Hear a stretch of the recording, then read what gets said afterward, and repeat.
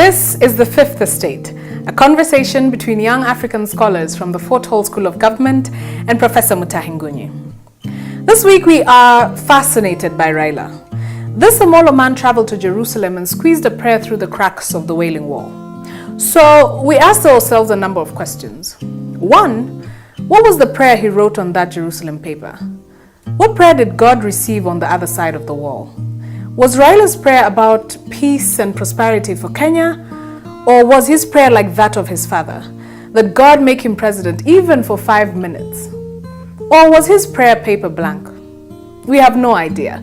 But we are persuaded that RAILA's prayer was about Raila Odinga, not about country.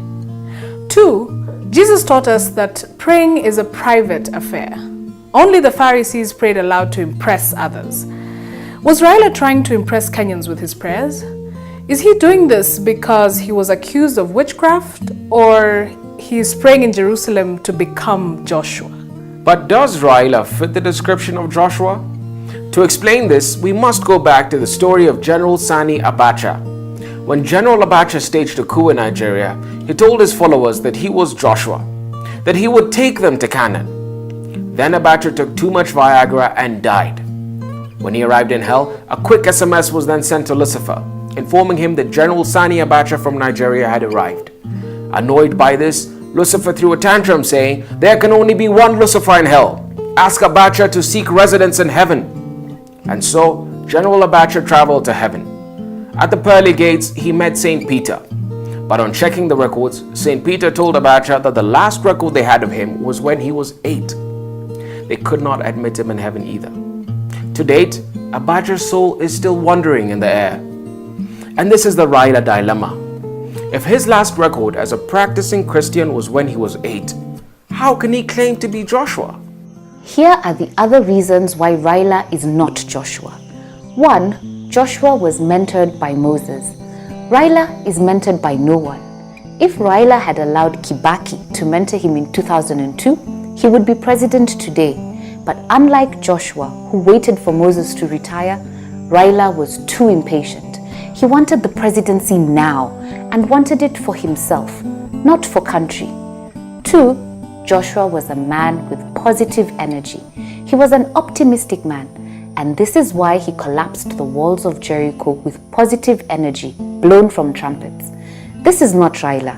This man RAILA is a man of negative energy. Unlike Joshua, he's a man of acidic pessimism about Kenya. 3. Joshua believed in country.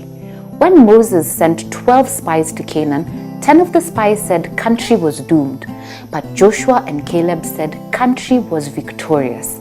Like the 10 negative spies, RAILA believes that country will burn, more so if RAILA is not president. For RAILA, therefore, Canaan is not about country. Joshua will take us to Canaan, and Canaan is RAILA. What is our point here? Is RAILA liberating us, or is he liberating himself?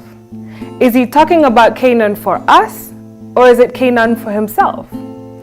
Is the land of milk and honey for us, or will he enjoy the milk and honey with the class of mafuta mingi politicians? Take the Unga Revolution, for instance.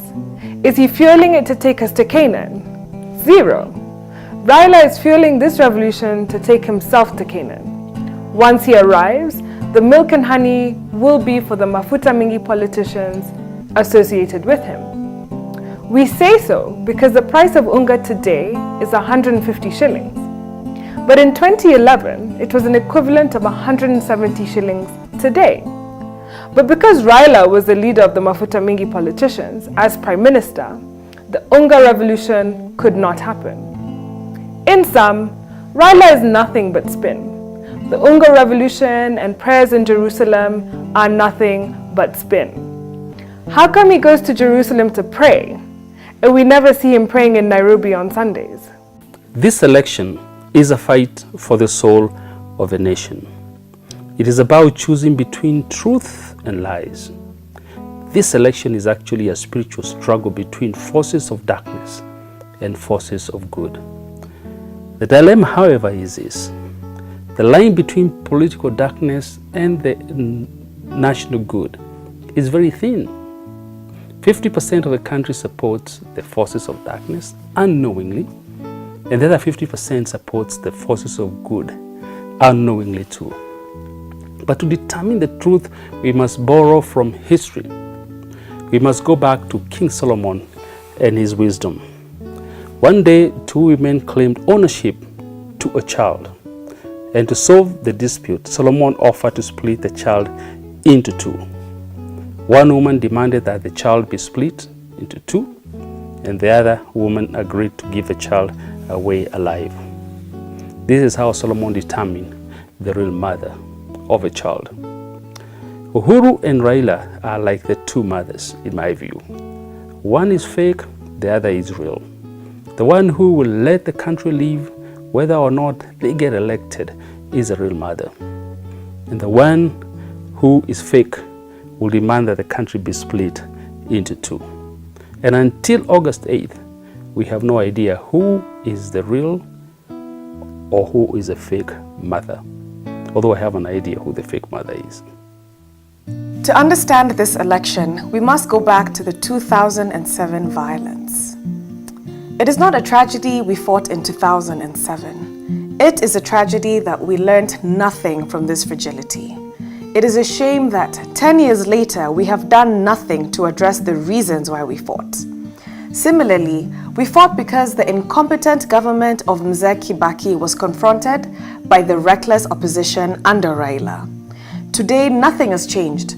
The government is politically incompetent and the opposition is downright reckless. But there's one more fragility. At least in 2007, the Electoral Commission under Samuel Kivuitu was in the hands of experienced operatives. Today, IEBC is made up of greenhorn commissioners who have never conducted an election in Kenya. My worrying submission to the country, therefore, is simple. The government is politically incompetent, the opposition is downright reckless, and the referee in this fight is a greenhorn agency known as IEBC. The result can only be alarming. This election has two worrying features compared to 2013. One, in 2013, the retired IEBC had already conducted a little general election in the form of the 2010 referendum. On the contrary, the new IEBC has zero experience, and the country is taking this lightly. In the meantime, RAILA knows about this fragility and is planning to exploit it. Two, the country should not worry about Jubilee rigging or RAILA declaring himself president from a neighboring country. These problems have solutions. What the country should worry about is the possibility of a greenhorn IEBC watching this election. Let me explain. The date of the 2017 election is cast in stone by the Constitution. If IEBC botches a part of the election, or most of it because of lack of experience, the election cannot be repeated the following day or any other day thereafter. And should anything like this go wrong, we will have a constitutional crisis. And the result of this crisis will be a caretaker government at zero option. If RAILA senses defeat in this election, he will take one of two paths. The first path is what we call the Samsonian option. When Samson in the Bible was completely cornered, he chose to bring down the temple with all his enemies in it. But as he brought it down, he knew that he would die in it as well. If defeat is inevitable for RAILA, he will bring down the temple and bury everyone in it, including himself. And he will do this by collapsing the election. And because we cannot change the election date, a caretaker government will have to be appointed to oversee the constitutional crisis. The second path is less complex. If he senses defeat, RAILA will deliberately mess up the electoral process and put the credibility of the election into question. If he does so, he runs the chance of having the Supreme Court nullify the election and call for a fresh election in November. This possibility is real.